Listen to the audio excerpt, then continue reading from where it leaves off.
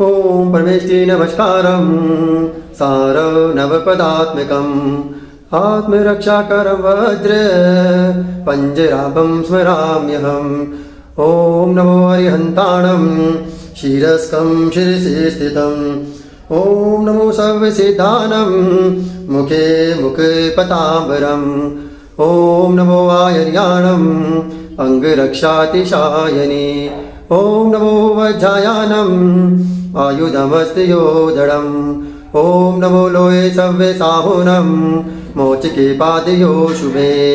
ऐसो पंच नमोकारो शीला वज्रे मयीतले सवपावपणासनो वप्रो वज्रे वयो वहि।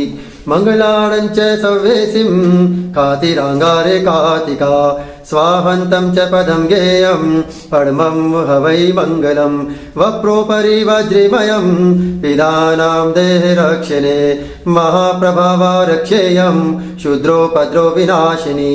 परमेष्टि पदभूता कथिता पूर्वसूरिभिः यश्चैवं कुरुते रक्षां परमेष्टि पदे सदा तस्य न साद्वयं व्याधि राधिश्चापि कदाचन राधिश्चापि कदाचन।